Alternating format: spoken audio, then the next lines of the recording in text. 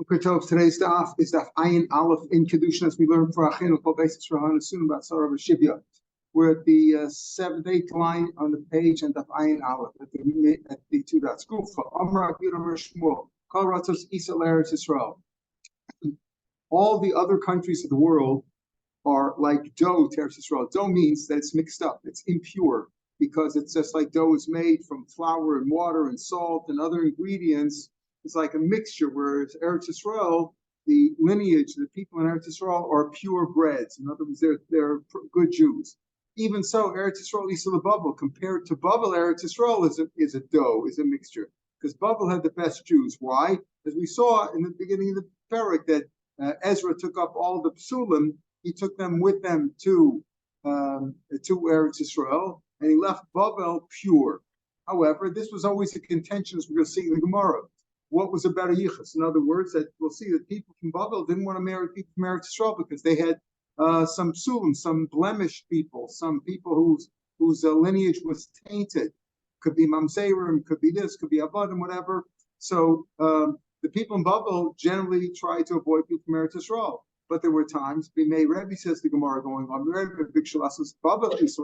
they want to say days of Rebbe.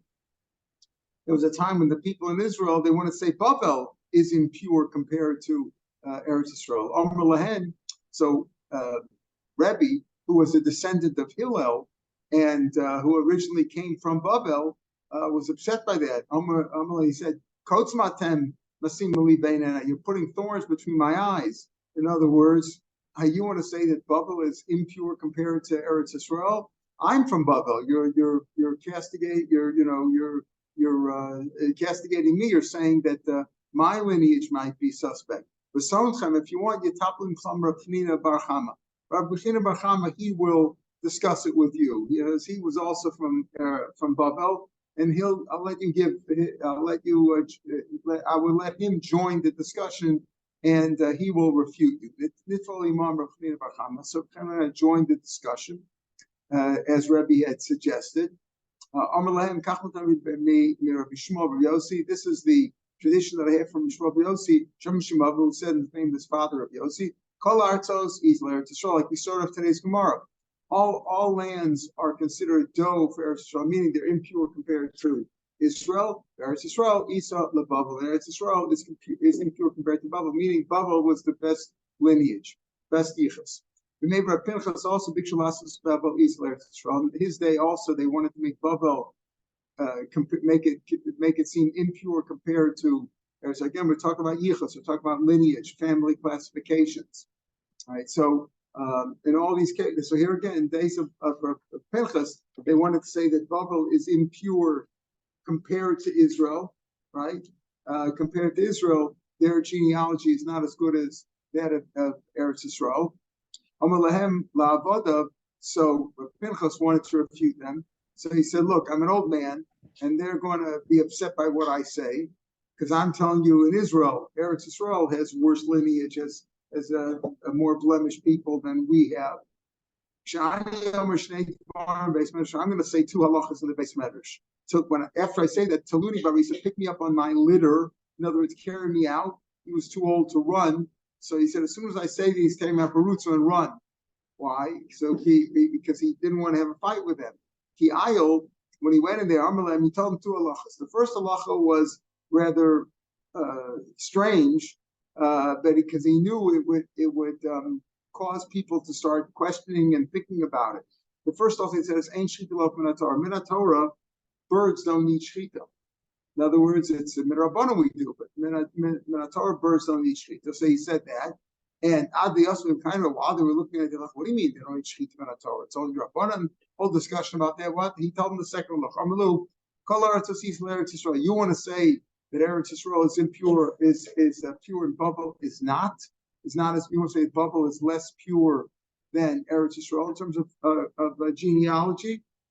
So I'm going to call Eretz Yisrael. This is what I have a Kabbalah that all the countries of the world are considered impure compared to Eretz Yisrael. Eretz Yisrael, Isa LeBabel. Eretz Yisrael is impure compared to Babel. Babel is the most pure, not that Eretz Yisrael was poor.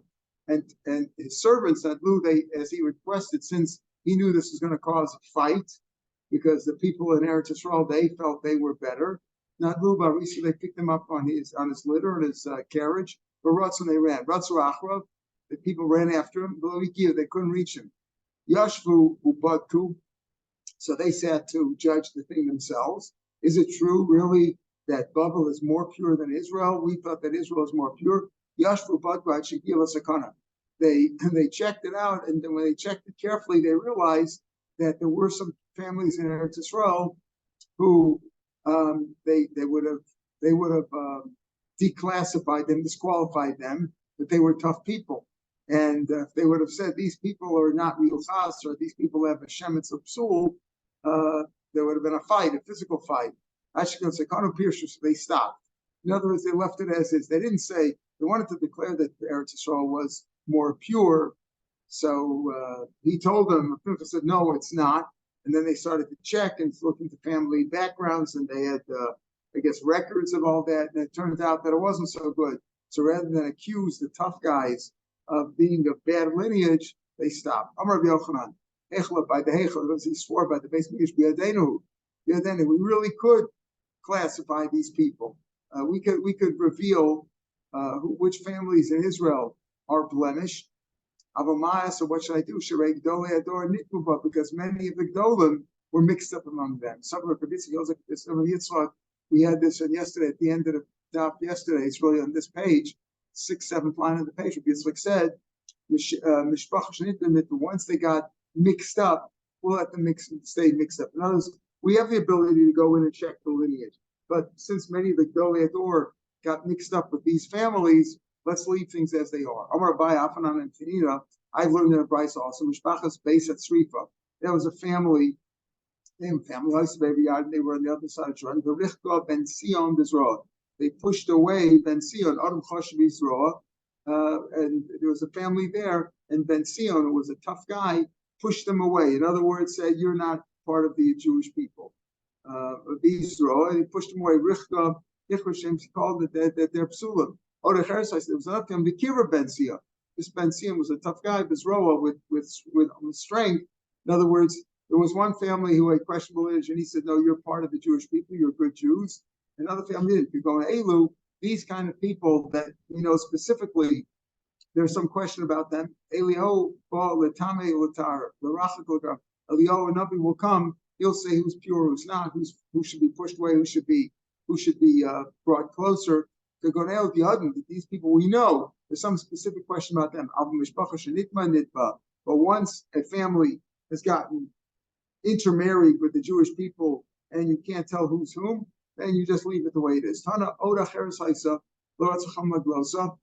There was another thing that the Chachamim wanted to reveal, or they could have revealed, but they didn't want to. In other words, there was another family there who they could have revealed. They knew who they were. They knew there was some soul there. But besides the one that Ben Sion brought near, there was another family there that they could have dealt with. But the rabbis didn't want to reveal it to cause problems and cause fights. So but the Chacham told their children, and their students, once every 7 years, they said, stay away from that family. Some say twice in 7 years. In other words, don't publicize it. Probably that like the Mandam says they told their students once a year, not twice, once in 7 years, not twice in 7 years. Get a time like we learn. Hareini Nazir, man says, I'll be a Nazir im lo agala mishpachos. I will be a Nazir if I don't reveal who are the bad families, the blemished families. It says over there, the Bryce said, yeah, Nazir lo yigala mishpachos. Rather, you should be a Nazir and don't reveal, don't talk too much. So probably it's like they told their students and their family members once in 7 years. They don't want to talk about, that somebody has the Shemitz Psul, you don't publicize if it's not known. Another thing that they didn't reveal, this has nothing to do with lineage, this is to do with the reveal Yishem Hashem. We write Hashem's name, Yud K Vav K, or Yud Yud, it's abbreviated, but we pronounce it Shem Adnos, Ado, and then Noi. The explanation thereof, the pronunciation thereof, Chachamim told their students. but we also how it's read and how it's written and how it's explained. Chum would tell their students once in 7 years. I don't know. Some say again twice in 7 years. So we don't want to talk about Hashem's name too much because saying Hashem's name can cause curses, etc. Can cause problems. Probably we go like the sheet. He only explains Hashem's name once in 7 years. This is my name forever, and it's written without the vav in the olam, but rather la'olam it's written as if it's supposed to be hidden. La'olam is hidden. Rabba wanted to darshan it in the yeshiva. An elderly rabbi told him la'olam keep it hidden, don't discuss it. Ravina Rami it says zeshmi, it says zechri, it says zeshmi la'olam, it says zechri door. Why doesn't it say zeshmi vizichri? Why does it say zeshmi la'olam? It says zichri. It's a separate phrase. I am not called the way I'm written. Hey, I'm written as Yud Kei Vav Kei. The Nikubal, but I'm pronounced as the Shem Adnus, not Hashem's real name. So that's the drush. You just brought that down because that's also something that we don't talk about. And you don't talk about family lineage either. And even here we see that Eliyahu will, if there's a specific family that was known, this is their family. So maybe Eliyahu will say these are pure, these are impure. But once they got mixed up and intermarried, we let it go. Tanraban. We're all Kezar. Yeah.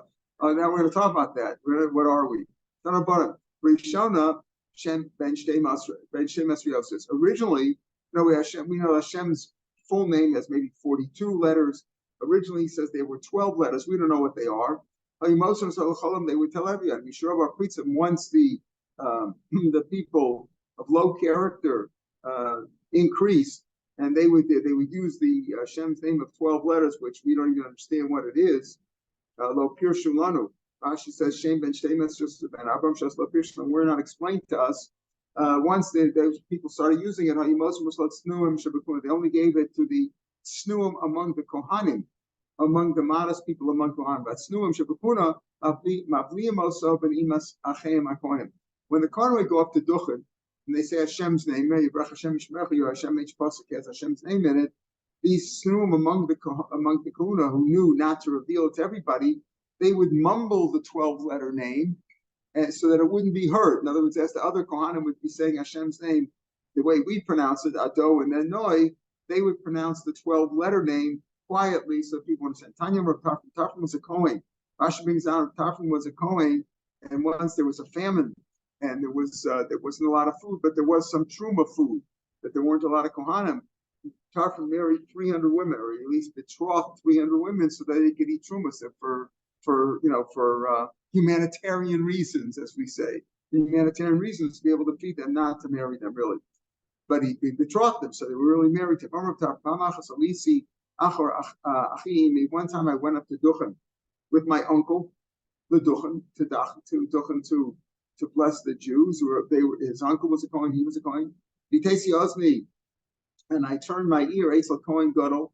Eitzel Kohen Gadol, he means the Kohen Gadol, like Kohen Gadol, but the Kohen was a great of Shamati Shavliya Shem ben Imas Achavakam. I heard him say the name of Hashem, the 12-letter name, swallowed up with the singing of the Kohanim, meaning that you couldn't hear it specifically, but he did say Hashem's name in the 12-letter form. Amar B'Yidam Rav.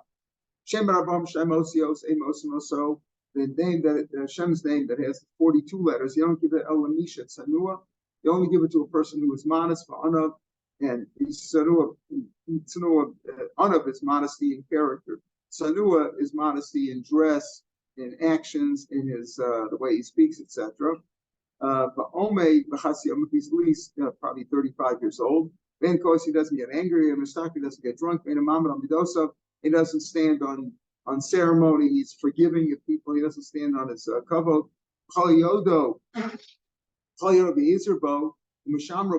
Whoever knows the Shem Hashem in 40 letters and is careful with it and guards it, Vitara, over the Mali, he's loved above and Echad Lamata, and he's endeared down here in this world. They mustn't tell Sabrios. People who are afraid of him out because he was such a tzaddik, and he inherits two worlds. So that's the special name of Hashem. Back to our issue, of who's pure, Bavel or Eretz Yisrael. So again, the going as far is that Bavel was considered the most pure, and Eretz Yisrael was not, because Ezra brought up a lot of dregs with him. Amar Shmuel, Mishmei de Saba, Shmuel said the name of the elder. Bavel b'cheskes kshero medes. Anybody from Bavel, if you're talking about a shidduch, you can assume that they are fit, that there's no taint of blemish among them. Until you hear something specific, until you know. Otherwise, in Islam, the presumption is that they are fully kosher. Sharatzos, other countries, b'cheskes psul, you assume that they are not fit Jews. You have to check it out until you find out how they were nechsher, how they were approved.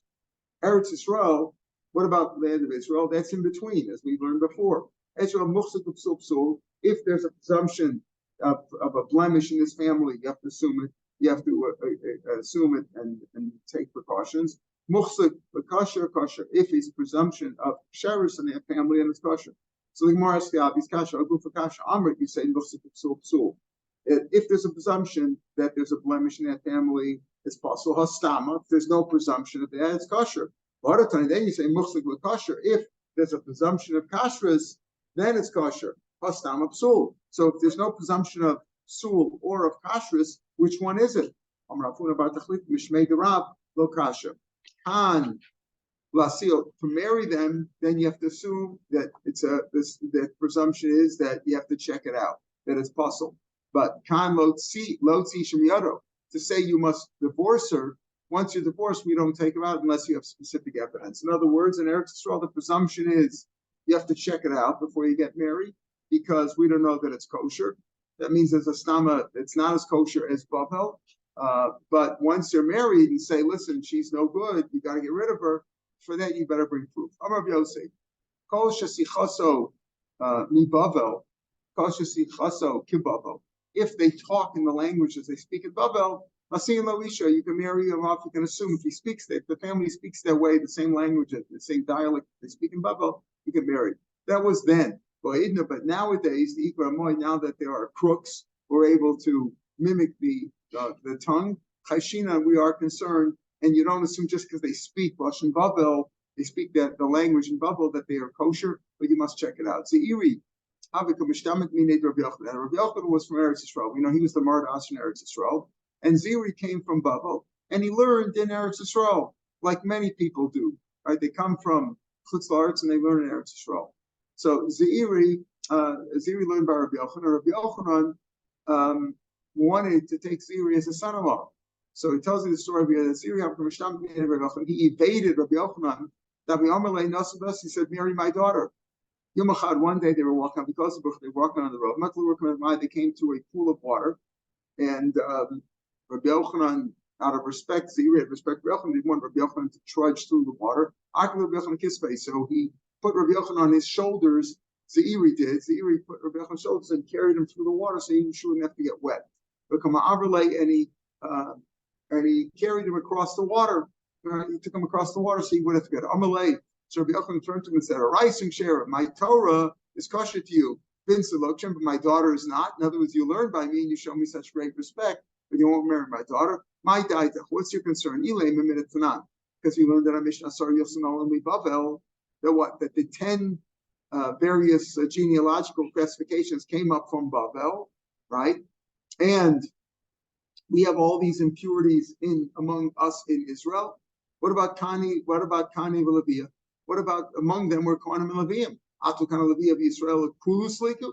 You think he took them all up? We understand the dregs, the Mamzerim, the Nesinim, the Avadim. I understand he took them up. Did he take up all the Kohanim Leviyim in Yisrael? He didn't take them all up. Right? Just like some of the Kohanim Leviyim in Yisrael stayed in Bavel. Same thing. Same thing. Some of the dregs also stayed in Bavel. In other words, just like Kohanim Leviyim Yisrael, he didn't take them all up. He didn't take up all the dregs either. So, in other words, we're both in the same situation. Bavel, just like Eretz Yisrael has some bad ones, Bavel also has bad ones. We're the same. If you think you're so pure and I'm not, we're the same. He forgot Hadam Rav Lazar. This is what Rav Lazar said. Elazar said that no, Ezra didn't leave any of the dregs there. He didn't come up to Eretz Yisrael until he left Bava like pure, fine flour, meaning that there were no dregs there. He left, maybe left some come in Israel, obviously. He left some Jews there. Most of the wealthy Jews didn't want to come, but he didn't leave any bad ones there. Itself. That what? That they didn't want to come. Yeah, right. They didn't want to come, right. Torah, they were learning Torah there. Okay. Yeah. Ula Ikla Pumbedisa. Ukla came to Pumbedisa. Obviously, that was in Babel. Rashi says, when it says in the Gemara Gola, Rashi says it on this page and on the next page. Pumbedisa Kari Gola Rosh Hashanah. That's a classic case of exile. So Ula Ikla Pumbedisa, the Bay Rav Yehuda.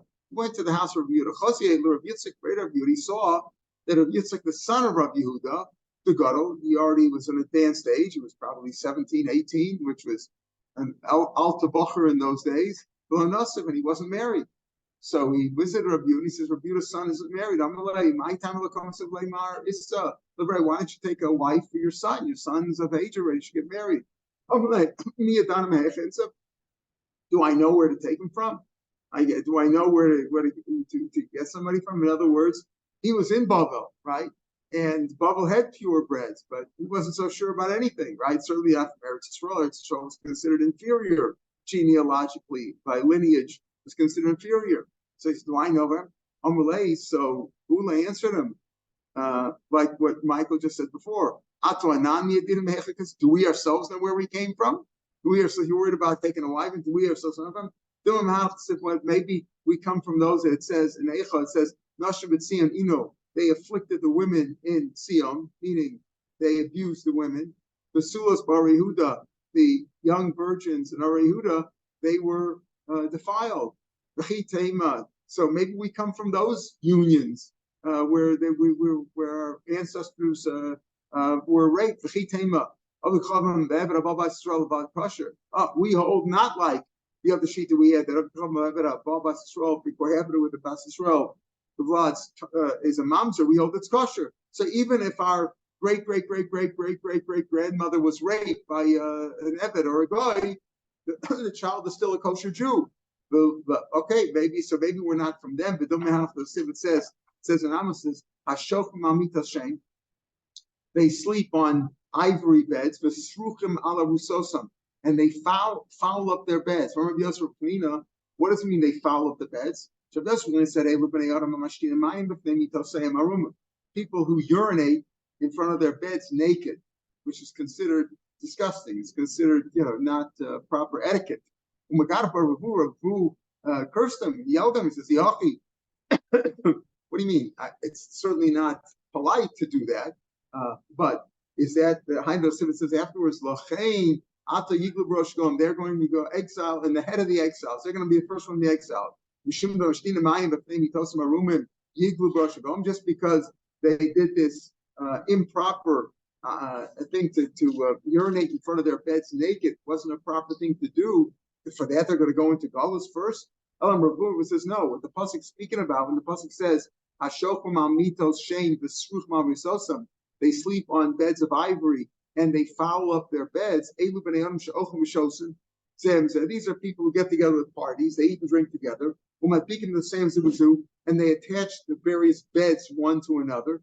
And then they have what we call it today. We call that an orgy. And they have a big orgy and they sleep together and they exchange wives. And they foul their beds with semen which is not theirs. This is already adultery from which they give them zerim. So maybe we come from them. Ula said to Rav Yehuda, Amalei. So Rav Yehuda said, "You're right. We don't know where we came from. Who's gonna say? So what should we do?" Amalei. So he said, Ula told them, "Zil basar shtikusa. Go seek the families who are quiet, who are quiet. Ki hai the bud people in Eretz Yisrael. Ula came from there to Pumbedisa. He said, like in Eretz Yisrael, the name Arava in the west. That's in Eretz Yisrael. That's how they check out people to know if they're a good family lineage. Ki minsu beitrei bad adiyadadi, when two people are fighting, quarreling. Chazu heiminai the karam shas. Who's the one who's quiet first? Who's the one, so to speak, walks away from the fight? Amri haim yuchas tvei he is of superior lineage, right? The one who's quiet first. So do that. Amarav shtikus the Bavel haini yichusa. That the ones in Bavel who are quiet, that shows that they're really miyuchas. They are they're of superior breeding. Aini Oikla Rav, is that really the case? But Rav went up to the Beis Shichlas the Gersh. He went to that family, Ubarakbahu, and he told his servants to check them out. Mashma that he checked out. He asked them for their what we call a yichus brief, their letter of lineage, pedigree, right? They want a whole pedigree, but in a form of a written document. Ubarakbahu, my lab yichusa doesn't mean they checked out their pedigree in. Going back and finding Love B'Shtikusa. He says, check them out, see if they are quiet, if they walk away from fights. How can come with the Baduko, check, Isha Sikilash, are they the ones who are quiet or not? If you see two people quarreling with one another, Shemetz Psul Yesh Bechaman, you know what the reason they're fighting is? Because there is some taint of blemish in at least one of them. Then Hashem, so to speak, providence doesn't allow them to be friendly and maybe intermarry with one another, because if one's fighting, that shows that he's not of good character. So he has not just two people, the same thing for two families. That so one of these families has a taint, something impure, something that disqualifies them. And Hashem does not allow one to cleave to the other one. Amar Papa Saba, the elder of Papa, said Mishmei the Rab, Bavel Bria. Bavel is healthy. Meaning here we're talking about, this is as the metaphor. When we say healthy, we don't mean healthy that they're not taking any pills, but they're healthy in the sense that they are purebreds, that they are fine lineage. Mishon Mesa, the place called Mishon, that's death. What does that mean? They're all mamzerim there. They're all mamzerim. Rashi says, Mason mamzerim gemor. They're definitely all mamzerim. Madai chola. Madai is sick. We'll see what that means. That sick meaning in the sense that most of the people there are kosher, but there's a minority of people who are disqualified. Right? Most of them are alive. Most people. As we'll see, what's them seeing sick and dying. Elam, that place goes sesses. There are people dying.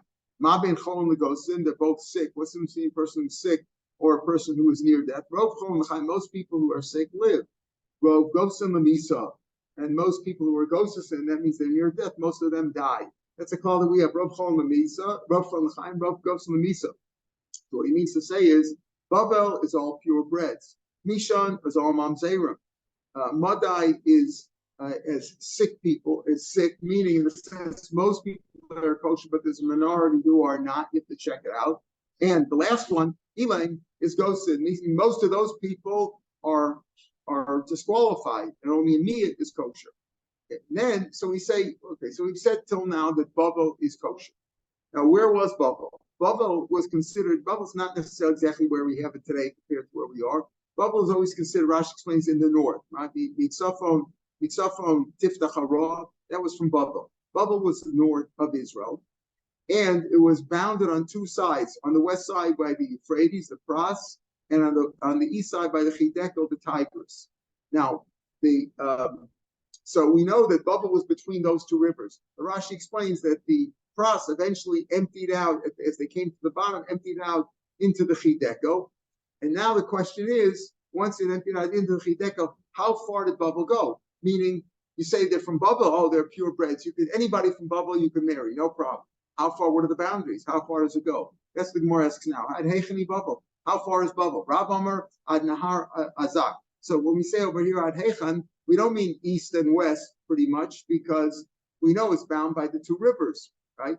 But how far down does it go? Ad Heichan, Rashi explains that Ad Heichan is Pasha Rachvash Bavel. How far does it go out once it down by the Chideka? When it empties down the Chideka, how far does it go east and west? So Rav says Ad Nahar Azak, and Shmuel says Ad Nahar Yuani. Two different rivers until those places, right? I don't know if either of those rivers are extended today or not.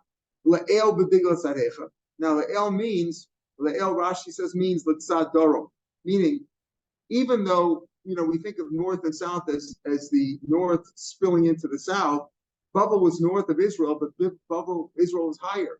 So as we said that when there's rain in Eretz Yisrael, the Simon, right? If the Euphrates is overflowing in Babel, it's a sign there's a lot of rain in Israel, and it flows down into even though it's going north, it's going down, and it's going down into Babel. So La'el b'diglas adhecha, when he says La'el means how high does it go? Means that how high does it go? Meaning how far south does it go? La'el b'diglas tzador adhecha, meaning the diglas is the diglas, which is the chidekel, the Tigris. How high up? In other words, how far up does it go? Closer to Eretz Yisrael, meaning towards the south. How high is it? Adhecha. Rab Omer ad Bagda v'Avla, until those two places. Shmuel Omer ad Mushkini. Below Mushkin, Mushkin is not included. So Mushkin is not part of Baba. I Omer Chia Baraba. Omer Shmuel Mushkani Harei Gola. Yochsin is like Pumpadisa. We said Gola is Pumpadisa for Yochsin, so this part of Baba. El ad Mushkini means until Mushkini, and Mushkini is included. So here we say ad Bagda v'Avna is considered that's how high on the Chidekel, that high up towards Israel. Again, it's going south. That's all part of Babel. And Shmuel says until Meshcheni, and Meshcheni is included too. L'tachlis b'diglas arecha. Tachlis means below, meaning as we go north on the north side of Babel. How far? Amar Shmuel ad Afamia to the lower Afamia. Why? Because there were two. Tarti Afamia, but there were two Afamias. Chada, so one is upper one, B'chada Tisa, one the lower one. Chada Ksheira, B'chada Psula. One was part of Babel and had kosher Jews. The Chad Psula, one was Puzzle, had non-kosher Jews. Ubein Chada L'Chada L'Parsa. Now Rashi explains. So he said Adpaim Tisa until the lower one. Shmuel says Adpaim Tisa until the lower one. There were two. There was the upper one and a lower one.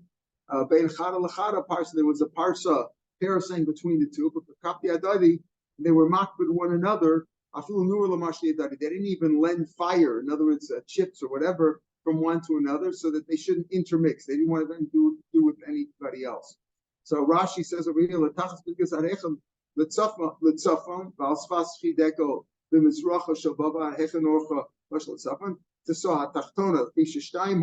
says right before the lines get wide.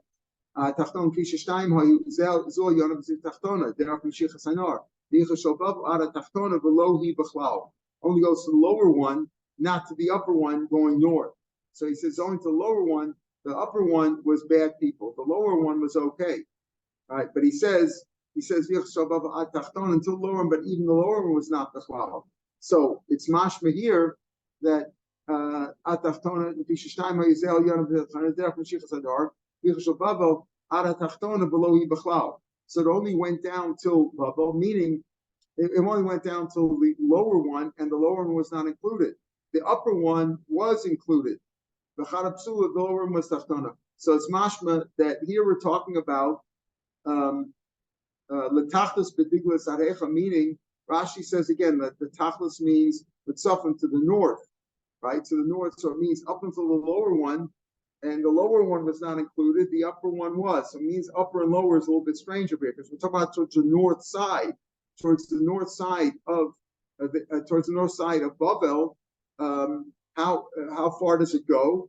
The tachlis as the goes down. So he says only up until the upper one, but the lower one was not included. Adafami Tesah, and the lower one was not included. The Elyona was kosher, meaning the Elyona, meaning I guess that's the higher one, but going north, it's the first one that you would hit. But the Psula Tachtona was not, the lower one was not good. So he says when you say L'tachlis b'diglas, as you go down, you only go up until the Apamya Elyona. The upper one was okay, that was part of Babel. If you went further down to the lower one, again going north, but it's mixing up going north. It's going north, but it's the lower Apamya, that was not kosher because that wasn't included. The simon is the psulta, the mishtaya mishas. The one of the simon that you know that the lower one is the one that's puzzled is because they speak there in the lashon of mishon. Mishon, we said before, there everybody is mamzeir. Mishon is mesa, it's like dead. All mamzeir. La'el b'pras ad hecha. Okay, now on the Pras River, Rashi says here, the Pras al Sfas Pras Mamrava Shel Bavel ad Heichem Orch Mashal Tadoro. So how far? In other words, La'ela meaning La'ela means to the south side, like the upper side. As again, the water is going down from Eretz Yisrael to Bavel. How far down? How far? La'el means above. It goes above, and we're going south towards Eretz Yisrael. The upper part of the Pras. How far does that go on that side, on the west side of Bavel? La'el b'Pras Rav Omer ad Akra de Tulpini, until the ford of Tulpakni. Shmuel says ad Gishra de Beit Pras. So first, we're assuming that Shmuel's adding on even more. That not only until the Akra de Tulpini, but even until the Geshur Pras, which was higher up, meaning closer to Eretz Yisrael. Rabbi Yochanan ad Mavra de Gizma, until the ford of Gizma, even further. Layat Abaya, but Abaya cursed became Rav Yosef. Either Abaya or Yosef cursed at the Rav. Why? Because Rav said it goes as far as Akra de Tulpini. He says it didn't go that far, meaning that area was not so pure. If he cursed Rav and Shmuel said it goes even further, he should have cursed Shmuel too. He cursed all of them because he says that Bubble didn't go that far. He only cursed Rav. And Shmuel didn't curse Shmuel. I think the word cursing here is a little bit of a guzma, but its idea is that he was upset by what he said. What happened was when Shmuel said until how far does the Pras go? Meaning how far is Bavel towards Eretz Yisrael on the west side? He said when he said Gishras Beit Pras until the bridge of Beit Pras. At that point, the bridge of Beit Pras was lower towards Bavel, wasn't as high up. So Rav was taking it further, and Shmuel said it wasn't going as far. Now the Persians have rebuilt that bridge and made it further down. Rashi says,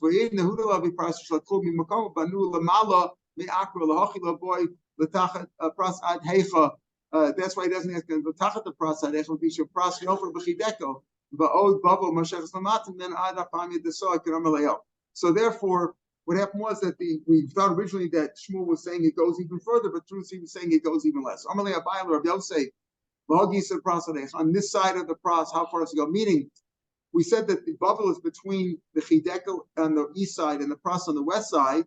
But does it end exactly there? It doesn't even go a little bit beyond the bank of the river, like a little bit to the east side, like St. Louis and East St. Louis across the other side. That's no good. Amalei my died of Mishum Biram. We concerned about the city of Biram, which was to the west of the Pras, the west of Bavel. The Yachsid of Papadisa, the finest the finest pedigree of Papadisa. Biram Nasbi, they would take women from there. So I'm telling you, Biram is also okay, even though it's to the west of in other words, these lines are not exact, right? It's not exactly you could draw a line. Even to the west of the Pras, which was really not Bavel anymore, but just to the west of there was a city in which they were very fine people. So in other words, it spilled over here and there, and that's how it ends. All right, tomorrow's Gemara, we'll pick it up from here from Amra Papa. That this again a continuation of the good lineage of Bavel, and how far we take, where does that apply? Allah. Have a good day.